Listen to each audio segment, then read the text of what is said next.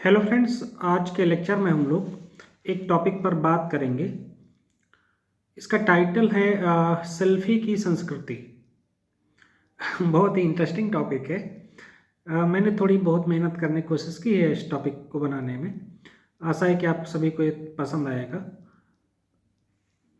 तो आइए स्टार्ट करते हैं आज का लेक्चर, सेल्फी की संस्कृति। तो इसमें दो वर्ड यूज किए गए हैं। सबसे पहला वर्ड है एक सेल्फी और दूसरा है संस्कृति। तो सबसे पहले हम आसानी से इनको दोनों को समझ लेते हैं कि संस्कृति क्या होती है।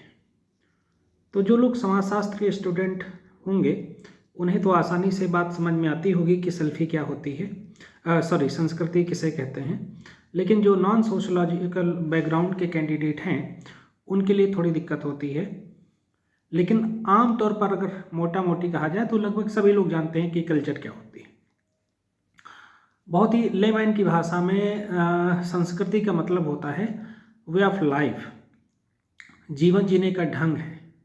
संस्कृति बेसिकली वो है जो हमारे पास है, जो हमारे अंदर है एक तरीके से, ठीक है। और सभ्यता इसके विपरीत वे चीज़ें होती हैं जो हमारे आसपास की जो भौतिक वस्तुएं हैं, जैसे हमारा मोबाइल, हमारा टीवी, लैपटॉप, कैमरा, घर, ये सब चीज़ें इनको सभ्यता कहा जाता है। संस्कृति जबकि हमारे रहन सहन की स्टाइल, हमारे खान पान की स्टाइल, हमारे बातचीत व्यवहार की जो है शैली, ये सब कुछ जो है कल्चर के अंतर्गत माना जाता है। दूसरा इम्पॉर्टेंट जो तत्व है, पॉइंट है, वो है सेल्फी। तो ये सेल्फी का मतलब क्या हुआ? सेल्फ, ठीक है, से संबंधित है। वो सेल्फ का मतलब है स्वयं, है ना। तो जिस तरह से हमने देखा कि एक तरीके से इंडस्ट्रियल रिवोल्यूशन के जो तीसरे फेज में, औद्योगिक क्रांति के तीसरी औद्योगिक क्रांति के कालखंड में, जब संचार क्रांति और पर अधिक ध्यान दिया गया, जहाँ पर आईटी रेवोल्यूशंस हुई, तो वहाँ पर ये एक खास तरीके का फीचर हम सभी के मोबाइल्स में लाया गया, जिसे सेल्फी कहा गया। यानी कि हम स्वयं का चित्र या स्वयं के आसपास की चीज़ों को सामने से उनको खींच सकते हैं, उसे हम लोग कहते हैं सेल्फी। लेकिन इसका प्रयोग बहुत अलग अलग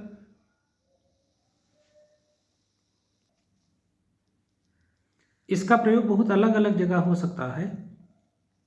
लेकिन ये सब चीज़ें लगभग एक विषय वस्तु के आसपास पूंजीवादी संस्कृति के द्वारा केंद्रित की गई। इसमें और ज़्यादा इसको बेहतर बनाने का काम जब टेक्नोलॉजिकल रिवोल्यूशंस हुए, तकनीकी जो है चेंजेस आए, क्रांतियाँ हुई, तो उनमें और बदलाव आया। जैसे आज के टाइम में हम चौथी औद्योगिक क्रांति के कालखंड में हैं। चौथी औद्योगिक क्रांति जर्मनी से प्रारंभ हुई है, तो उसमें जैसे आर्टिफिशियल इंटेलिजेंस, ऐसे तमाम चीज़ों को जो है तकनीकी को बेहतर करने के लिए उसमें डाला जा रहा है। उसका प्रभाव हमारे ऊपर ये पड़ रहा है कि हम कहीं ज़्यादा जो है उसकी तरफ अट्रैक्ट होते चले जा रहे हैं। अब इन चीज़ों का एक मोटिव है, जो औद्योगिक क्रांतियां हैं, जो चौथी औद्योगिक क्रांति है या इंडस्ट्रियल रिवोल्यूशंस हैं या टेक्नोलॉजिकल रिवोल्यूशंस हैं, इनका एक सेंटर ऑफ जो है रिजल्टेंट है। उनका रिजल्टेंट ये होना है कि उन्हें अपना उपभोक्ता ऐसे वर्ग को बनाना है जो कि युवा है, और युवा होने के नाते युवा को वो जब टारगेट करेंगे तो उनका जो है प्रोडक्ट ज़्यादा बिकेगा। और लेकिन उस प्रोडक्ट को हम कैसे ज़्यादा से ज़्यादा बेचें, तो इसलिए वो काफ़ी कोशिशें करते हैं। आप सभी को मैं बता दूं कि जब पहली औद्योगिक क्रांति प्रारंभ हुई तो उसके बाद भारत जैसे देशों में बहुत ज़्यादा आर्थिक उठापटक हुई, बहुत ज़्यादा चैलेंजेस हमारी जो लोकल लघु कुटीर उद्योगों के लिए आए। बाद में जो समस्याएं सामने निकल कर आईं वो ये थी कि सबसे पहले माल की आवाजाही की चुनौती थी, उसको ग्लोबलाइजेशन ने तोड़ दिया। यानी कि माल की आवाजाही, यानी जिसको ग्लोबल सप्लाई चेन कहा जाता है, वो आसान हो गई, ठीक है। लेकिन आम तौर पर चुनौती क्या सामने निकल कर आई? चुनौती निकल कर आई कि आखिर हम अपने कंज्यूमर को कैसे बेहतर बनाएं। देखिए, उनके कुछ टारगेट हैं पूंजीवादी समाजों के। उनका पहला टारगेट है कि हम ज़्यादा से ज़्यादा उपभोक्ता का सृजन कैसे करें, उपभोक्ता को कैसे अट्रैक्ट करें, और जो प्राइवेटाइजेशन है, जो पूंजीवाद है, उसको कैसे ज़्यादा फ्लरिश करें, उसको कैसे ज़्यादा हम बढ़ावा दें, और उसके केंद्र में जो श्रम है, श्रम को कितना ज़्यादा हम निचोड़ सकें, एट्रैक्टिव बना सकें। अगर मार्क्स शब्दों में कहा जाए तो उसको कैसे ज़्यादा से ज़्यादा हम सोसाइटी उन चीज़ों से एलिनेट कर सकें, ठीक है, अलगावित कर सकें, और उसका जो सेंटर ऑफ फोकस है वो अपने काम पर ही सीमित रह जाए। लेकिन उसके बावजूद वो अपनी कहीं ना कहीं खुशी ढूंढेगा, तो उस खुशी के केंद्र में को इस सेल्फी से जोड़ा गया है, ठीक है। तो ये सब चीज़ें हैं। और चूँकि हमारे समाज में, पूरी दुनिया में, चाहे पश्चिम के समाज हों, एशियाई समाज हों, अफ्रीकन समाज हो, लैटिन अमेरिकन समाज हो, दुनिया के सभी समाजों में एक खास तरीके का जो है पैट्रियार्की देखी गई है, लगभग सभी समाजों में। जबकि कुछ ट्राइबल समाजों में मात्र सत्तात्मक समाज देखे गए हैं, बाकी सभी समाजों में पितृसत्तात्मक समाज ही देखे जाते रहे हैं। तो एक प्रकार का ये भी चुनौती रही है। उस चुनौती को तोड़ने के लिए नारीवादी आंदोलन प्रारंभ हुए। ये नारीवादी आंदोलन उसमें एक खास किस्म का आंदोलन है, क्योंकि मैं सभी नारीवादी आंदोलनों की चर्चा तो नहीं करूंगा आज, क्योंकि जो जरूरी है उसकी चर्चा करूंगा। उसमें एक है ब्लैक नारीवादी आंदोलन या काला नारीवादी आंदोलन, जो लगभग 1970 के दशक में स्टार्ट हुआ, जिसमें लिंग असमानता, वर्ग उत्पीड़न उसके केंद्र में था। लिंग असमानता का मतलब होता है कि जहाँ पर पुरुष को महिला की तुलना में ज़्यादा महत्व दिया जाए। जैसे कि मैं आज के टाइम में बताऊं, जब हमारे समाज में भारत में आए इंडस्ट्रियल उसके उदारीकरण के 30 से अधिक साल हो गए, 32 साल लगभग हो रहे हैं, उसके बावजूद भारत में भी 24% महिलाएं ही जो है औपचारिक श्रम में लगी हुई हैं। और वर्ग उत्पीड़न का मतलब है, अगर महिला को एक जो है, पहली बात तो महिला को जाति नहीं माना जाता, उसे कैटेगरी माना जाता है। तो वर्ग उसको अगर, जबकि पूंजीवादी समाजों में भी उसे एक वर्ग के रूप में देखा जाता है अलग से, तो वर्ग उत्पीड़न वहाँ पर देखने को मिलता है, ठीक है, जहाँ पर उसे अनौपचारिक संस्थाओं में कम से कम सैलरी देकर अधिक से अधिक काम करवाने की कोशिश की जाती है। उसे एक तरीके से उपभोग के रूप में प्रोजेक्ट भी किया जाता है। तो ये सब चुनौतियां हैं जो ब्लैक नारीवादी आंदोलन के तौर पर प्रारंभ हुई। तो इन सबसे निपटने की कोशिश हुई। अब एक और चुनौती यह है कि जो काली महिलाएं हैं, उनका उत्पीड़न भी गोरी महिलाओं की तुलना में ज़्यादा होता है। जैसे उनको कम सैलरी मिलना, उनके लिए कम अवसर होना, ये सब चुनौतियां उनके सामने बनी रहती हैं। और तीसरी दुनिया की जो महिलाएं हैं, यानी जो विकासशील या बहुत ज़्यादा जो खराब थर्ड वर्ल्ड कंट्रीज़ की जो वीमेंस हैं, उनके लिए अपनी संस्कृति में पितृसत्ता से तो लड़ाई लड़ी रही हैं, बल्कि वो एक खास तरीके से अपनी स्किन के कलर को लेकर भी संघर्ष कर रही हैं, और उन्हें पश्चिमी नारीवाद से भी जो है जूझना है। तो इस तरीके की चीज़ें हैं। अब ऐसे में ये जो सेल्फी कल्चर है, ये बहुत ज़्यादा और ज़्यादा फोकस्ड हो जाता है, क्योंकि पूंजीवाद का जो लक्ष्य ही होता है सभी चीज़ों को केंद्र में रखा जाए, लेकिन सब अंततः अपना ही फायदा जो है सुनिश्चित किया जाए। तो आगे हम लोग बात करेंगे कि ये जो सेल्फी का कल्चर है, ये कैसे रेफरेंस ग्रुप के तौर पर कैसे बना। अब मैं इस पर थोड़ी सी चर्चा कर देता हूँ। रेफरेंस ग्रुप थोड़ा सा आप लोग जो लोग नॉन सोशोलॉजिकल बैकग्राउंड के हों समझ लें। इसको हिंदी में संदर्भ समूह कहते हैं, और रॉबर्ट किंग मार्टन ने इस टर्म को दिया था। लेकिन ये जो संदर्भ समूह है क्या, बहुत आसान भाषा में संदर्भ समूह वो है जैसा हम बनने की कोशिश करते हैं। जैसे आमतौर पर महिलाओं के लिए रेफरेंस ग्रुप कोई ना कोई हीरोइन होती है, कोई एक्टिविस्ट होती हैं, कोई ऐसे लोग होते हैं जिनको बेहतर समझती हैं। लेकिन अगर हम इसे ब्लैक एंड वाइट के नज़रिए से देखें, तो कहीं ना कहीं जो लोग देखने में बाय स्किन ज़्यादा खूबसूरत हैं, उनको हम अपना रेफरेंस ग्रुप मानते हैं। इसके पीछे एक बहुत बड़ा बाजार काम करता है, बहुत बड़ी सोच काम करती है, जिसे भुनाने का काम किया जाता है। आप कह सकते हैं कि जो है ब्यूटी प्रोडक्ट्स मार्केट के द्वारा लाखों मिलियन डॉलर का जो है ये जो है मार्केट है जो पूरी दुनिया में है। आप हम अक्सर देखते हैं फेयर एंड लवली का प्रचार, उसके पीछे सोच क्या है कि वो जो काले से गोरे के बीच का जो भेद है उसको समाप्त करने के बीच में वो जो अपना लाभ अर्जित कर रहे हैं। जैसे बीच में एक मूवमेंट चला था कि फेयर एंड लवली शब्द प्रयोग करके आप कहीं ना कहीं रंग भेद को बढ़ावा दे रहे हो, तो उन्होंने उसका नाम ग्लो एंड लवली रख दिया, लेकिन टारगेट वही ऑडियंस है उनकी। मामा अर्थ जैसी कंपनियां जिसमें आजकल बहुत से मतलब नए नए एंटरप्रेन्योर्स आ रहे हैं जो एक बहुत बड़े मार्केट को, बहुत बड़े ऑडियंस को कैप्चर कर रहे हैं। तो यानी कि मैं ये बताना चाह रहा कि जो रंग भेद है, जो कलर का जो डिफरेंसेस है, उसको भी पूंजीवाद एक व्यापार की तरह प्रस्तुत करता है, बाजार की तरह समझता है और उसको बनाने की कोशिश करता है। यहीं से एक हेजमनाइज करता है सोसाइटी को, यानी कि प्राधान्यीकरण करता है। वो कंपनी के तौर पर भी दिखेगा, कुछ कंपनियां होंगी जो पूरे मार्केट को मार्केट पर, पूरे वैश्विक मार्केट पर अपना नियंत्रण स्थापित कर लेती हैं, और कुछ कंपनियां लोकल मार्केट पर नियंत्रण स्थापित करती हैं।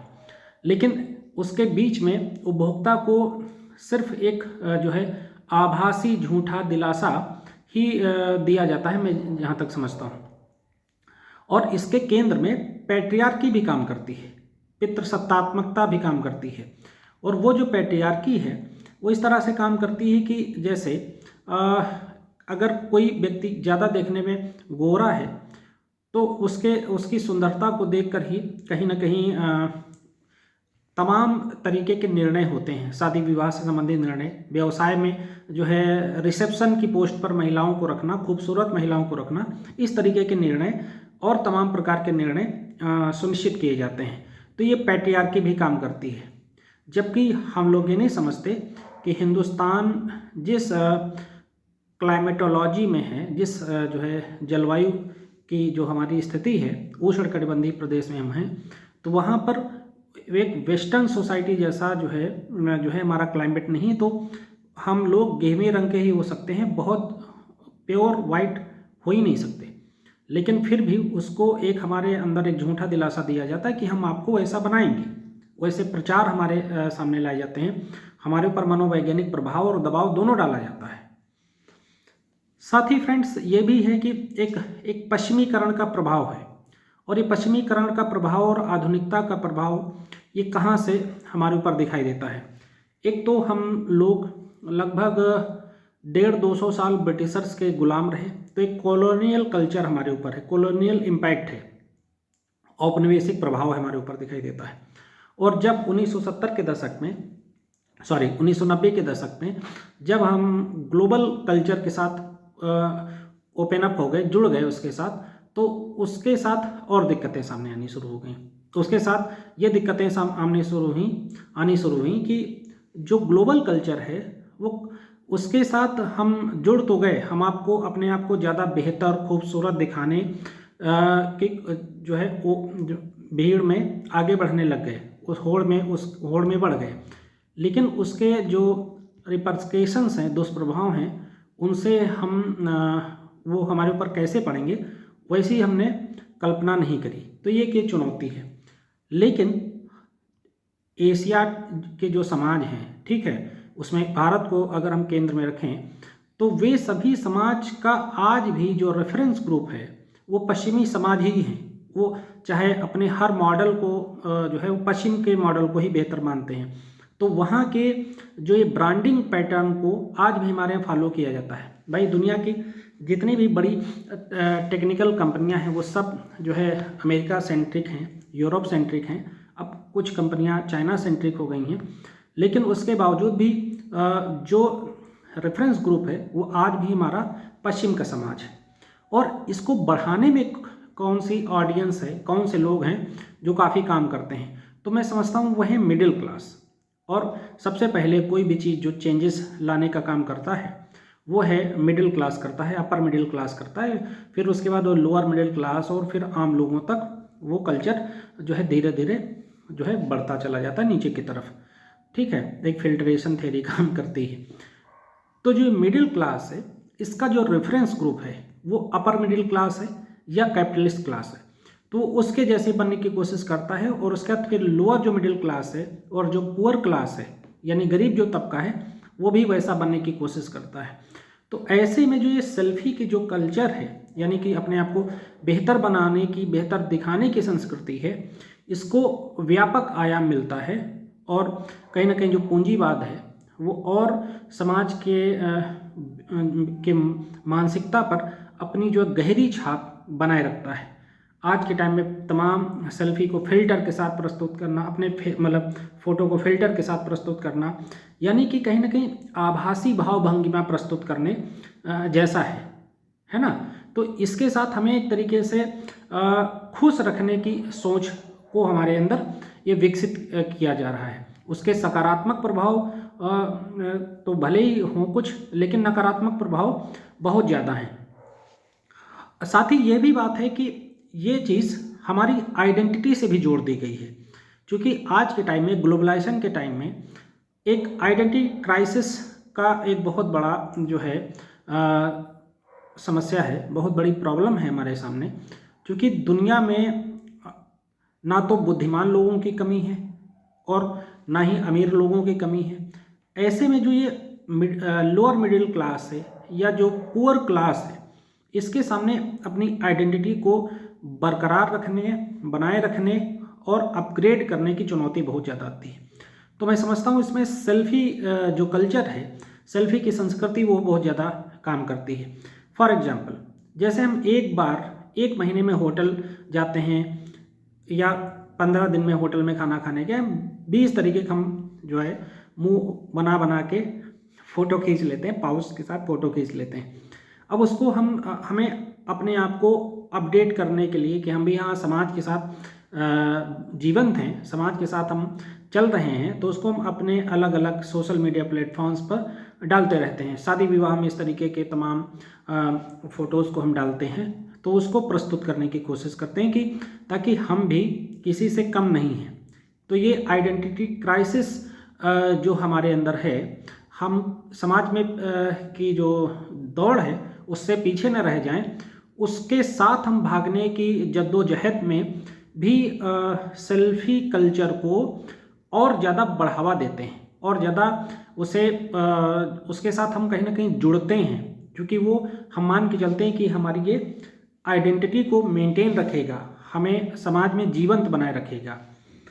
ये जो आइडेंटिटी क्राइसिस है फ्रेंड्स, इसको भी जो कैपिटलिस्ट सोच है वो भी इसको एक जो है बाजार के रूप में देखता है, उसे एक बिजनेस के रूप में देखता है। वो देखता है कि जिस तरह से आप डरेंगे, जितना ज़्यादा आप डरेंगे, जितना ज़्यादा परेशान होंगे, उतना ज़्यादा ही आप हमारे लिए बाजार के रूप में होंगे, उतने ज़्यादा आप हमारे लिए ग्राहक के रूप में होंगे।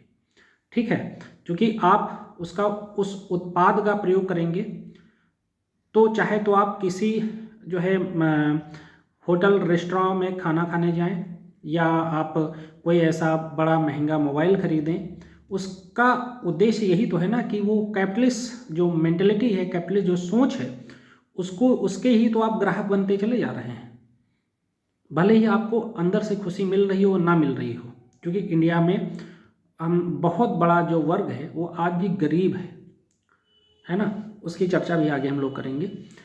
अब मैं बात करना चाह रहा कि जिस तरह से 1970 के दशकों में एक टर्म आया मैकडोनलाइजेशन। ठीक है, मैकडोनल्ड्स के बारे में तो आप सभी जानते ही होंगे ना। तो ये जो मैकडोनलाइजेशन है ये क्या है फ्रेंड्स? भाई, मैकडोनल्ड की एक नॉर्मल दुकान होती है, एक जो है मॉल्स में शॉप होती है, उसमें एक मोबाइल जो है फूड कल्चर को डेवलप कर दिया धीरे धीरे, और उससे हम आप सभी ने अपने आप को इस तरह से जोड़कर देखा कि वो एक फास्ट फूड है और वो एक आधुनिकता का लक्षण है। यानी कि अगर हम पिज़्ज़ा खाते हैं तो हम आधुनिक हैं, और अगर हम पिज़्ज़ा के साथ अपना फ़ोटो डालते हैं तो वो आधुनिकता का प्रतीक है। लगभग 90% से अधिक लोग ऐसा करते वक्त अपना सेल्फी ज़रूर लेते हैं, आपने देखा होगा, या आपके साथी तमाम लोग जब व्हाट्सएप पर स्टेटस या ऐसी चीज़ें लगाते हैं तो वहाँ पर ये चीज़ें आपको दिखती होंगी कि वो पिज़्ज़ा खा रहे हैं तो वो सेल्फी लगा रहे हैं। तो एक आधुनिकता का लक्षण के तरह इसे परोसा गया, जबकि जो मैकडोनलाइजेशन है ये भी पूंजीवाद का की सोच का एक परिणाम है, क्योंकि वो जानते हैं कि एक मतलब तुरंत उसमें आप बहुत जल्दी आपको एक प्रोडक्ट जो बना के दे दिया जाता है, जिसको हम खाते हैं और झटपट अपने काम के लिए फिर रेडी हो जाते हैं, तो एक रेडी टू गो प्रोडक्ट है। और उसके बाद ताकि हम पूंजीवादी जो सोच है उसके साथ कहीं अधिक जुड़ पाएँ, अगर हम किसी MNC में काम कर रहे हैं तो हम जो है इस तरीके के पिज़्ज़ा, बर्गर जैसे, हॉट डॉग जैसे प्रोडक्ट जो है फूड आइटम्स खाकर हम अपने काम के लिए ज़्यादा से ज़्यादा फोकस्ड हो सकें, है ना। तो इस सोच को वो बढ़ावा देने की चीज़ है, जिसके एक तरीके से सेंटर में हम एक उपभोक्ता हैं। अब जब लोग इस तरीके की चीज़ें करते हैं तो अपने आप को आधुनिक दिखाने की कोशिश है कि भाई मैं एक आधुनिक व्यक्ति हूँ, मैं एक आधुनिक सोच रखता हूँ, ठीक है। जबकि वो पूंजीवाद के शिकंजे में फंसते चले जाते हैं, वो उद्योगवाद के शिकंजे में फंसते चले जाते हैं। वो एक सेंटर ऑफ बिजनेस है उनके लिए, और जबकि हमारे लिए वो आधुनिकता का प्रतीक बनता हुआ दिखाई देता है। तो इससे हमें थोड़ा सा सतर्क रहने की आवश्यकता है। ग्लोबलाइजेशन के आने के बाद 1991 के बाद हिंदुस्तान में ये तेज़ी के साथ और बढ़ा, यानी कि जो सेल्फी के कल्चर है ये तेज़ी के साथ और बढ़ी। मतलब सेल्फी तो खाई हमारे यहाँ बहुत बाद में, अभी स्मार्टफोन्स के टाइम में, अगर 2010 के बाद ये तेज़ी के साथ आई, लेकिन इसके लिए जो पृष्ठभूमि है वो पीछे से तैयार की जा रही है। क्योंकि जब हमारे यहाँ पर उदारीकरण आया यानी 1991 के बाद, तो उसके पहले क्या था, हमारे समाज में जो जाति व्यवस्था है वो भी काफ़ी जो है उसकी जकड़न थी। यानी समाज का जो निम्न वर्ग है वो हर प्रकार की जो सुविधाओं का लाभ सबके समान नहीं ले सकता था, वो प्रतिस्पर्धी नहीं हो सकता था, वो हर प्रकार के व्यवसाय बिजनेस नहीं कर सकता था, खान पान के लिए सबके साथ नहीं उठ बैठ सकता था। तो जाति व्यवस्था की जड़ों को जो है कहीं ना कहीं वैश्वीकरण ने तोड़ा है, भूमंडलीकरण ने उसको तोड़ा है, उदारीकरण ने उसे तोड़ा है। तो जब वैश्वीकरण ने जाति व्यवस्था की जड़ों को कमज़ोर किया तो एक तरीके का एक इक्वल प्लेटफॉर्म दिया, यानी कि अब किसी भी जाति का व्यक्ति आपके मैकडोनल्ड में जाकर पिज़्ज़ा खाएगा, सेल्फी लेगा, अपनी प्रोफाइल को अपडेट करेगा और दिखाने की कोशिश करेगा कि मैं आपके बराबर हूँ। तो वो भी, यानी कि ऐसा वर्ग भी उनके लिए एक ऑडियंस की उनके लिए एक कंज्यूमर की तरह से बनकर उभरा है, जो है पूंजीवादी सोच के लिए कंज्यूमर की तरह से बनकर उभरा है। जबकि वो इस मिथ्या चेतना में है कि मैं एक ये दिखाने की कोशिश में है कि मैं आपके बराबर हूँ। तो वो इस प्रकार की जो है सोच के साथ चल रहे हैं, जबकि पूंजीवादी सोच कोई दूसरी जो है अपनी नीति के तहत चल रहा है, जहाँ पर वो उसको मात्र एक उपभोक्ता बनाना चाहता है, ठीक है। तो ये एक इम्पॉर्टेंट पॉइंट है। अब जो मिडिल क्लास हैं उसकी एस्पिरेशंस हैं, वो जो मिडिल क्लास की जो एस्पिरेशंस हैं वो जो मिडिल क्लास है, जो लोअर क्लास के लिए मिडिल क्लास एक तरीके से एक एस्पिरेशन है ना। उनके लिए एक वो बहुत ज़्यादा आकांक्षीवान व्यक्ति हैं कि हाँ हम ऐसा बनने की कोशिश करेंगे। तो इसलिए वो बहुत ज़्यादा उनको जो है फोकस्ड होकर उनको टारगेट करते हैं, उनको अपना रेफरेंस ग्रुप समझते हैं और उनके जैसा बनने की कोशिश करते हैं। वो कोशिश करते हैं जैसा वो मिडिल क्लास या अपर मिडिल क्लास करता है। अब यहाँ एक इंटरेस्टिंग चीज़ और है जो पूंजीवाद के लिहाज से मैं बताना चाहूँगा, जिसे कहा जाता है टेंशन मैनेजमेंट। एक समाजशास्त्र में चिंतक हैं टालकॉट पार्सन्स, उन्होंने एक मॉडल दिया था एजिल का मॉडल, AGIL। ए से एडेप्टेशन, G से गोल, I से इंटीग्रेशन और L से लेटेंसी, यानी अनुकूलन, लक्ष्य प्राप्ति, एकीकरण और तनाव प्रबंधन।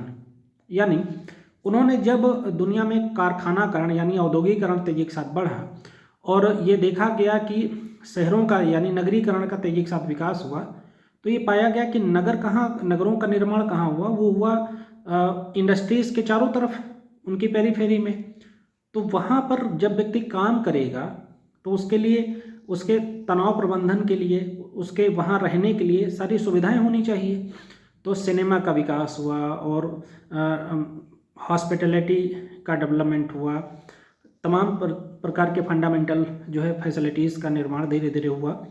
इसीलिए जो है शहरों को और ज़्यादा आधुनिक बनाया गया गांव की तुलना में, ताकि वहाँ काम का प्रेशर अधिक है तो उनके तनाव प्रबंधन की सुविधाएं भी ज़्यादा आधुनिक होनी चाहिए, ज़्यादा औपचारिक होनी चाहिए। गांव में तनाव प्रबंधन को कैसे रिलीज कर दिया जाता? ज्वाइंट फैमिलीज होती थी, दादा नानी नाना किस्से सुनाया करते थे, तनाव प्रबंधन होता था अलग ढंग से। तो जो ये लेटेंसी है, तनाव प्रबंधन है, ये कैसे काम करता है आज के समाज में?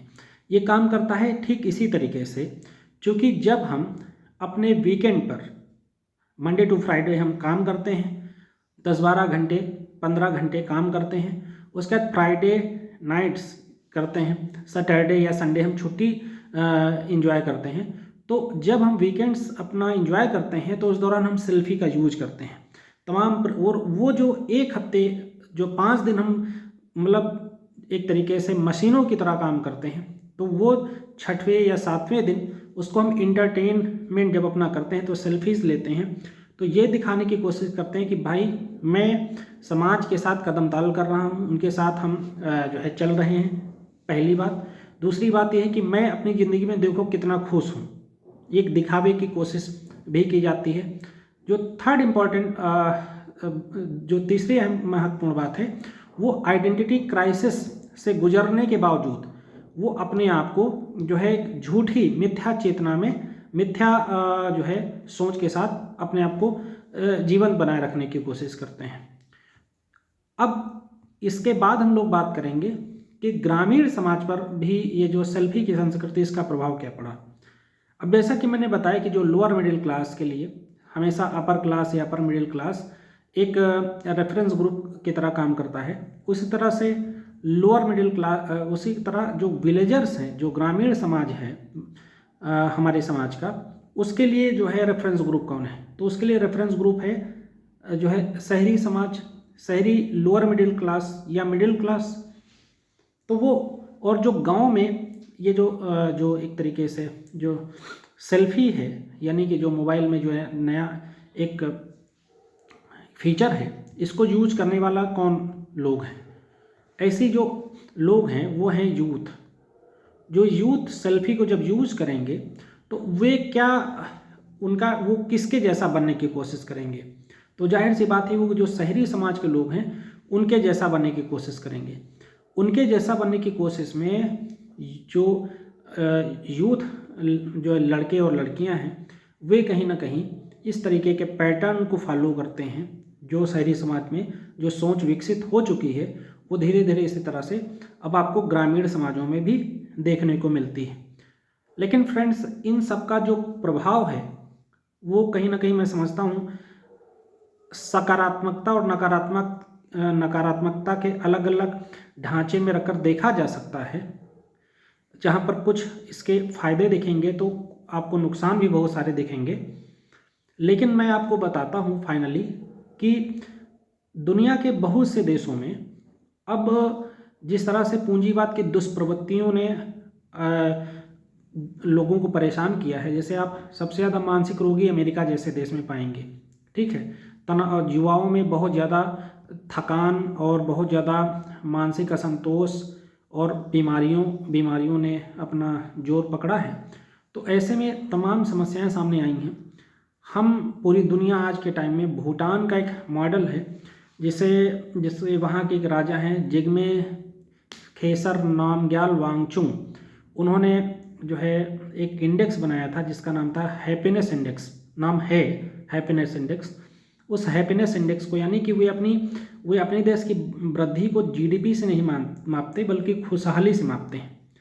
तो इसी तरह से इसी को देखते हुए ब्रिटेन में एक मंत्रालय बनाया गया है जिसका नाम है खुशहाली मंत्रालय। तो वहाँ पर उसमें जो है वो काम करता है। हमारे देश में भी इसके लिए काफ़ी कुछ किया जा रहा है। जैसे दिल्ली में एक कोशिश की गई है, दिल्ली के जो है प्राइमरी स्कूल जो हैं वहाँ पर सैटरडे को बच्चे बैग्स ना आएँ। अभी हम ऑनलाइन एजुकेशन के दौरान में देख रहे थे कि एक जो है गाइडलाइंस जारी की कि कैसे बच्चों को जो है तनाव से मुक्त किया जाए। स्कूलों में कैसे वो ऑनलाइन क्लासेस में किस तरह से तनाव मारे उससे कैसे मुक्त किया जाए। तो ये एक बहुत बड़ी जो व्यापक सोच है पूंजीवाद की, उसका एक एक तत्व है सेल्फी की संस्कृति। तो मुझे समझ में आता है, मैं आप सभी को सजेस्ट भी करूँगा कि ये चीज़ों को हमें उनको भले यूज करते हम रहें, लेकिन उन सोच को हमें अपने आप पर हावी नहीं होने देना चाहिए। बाकी थैंक यू वेरी मच। जय हिंद।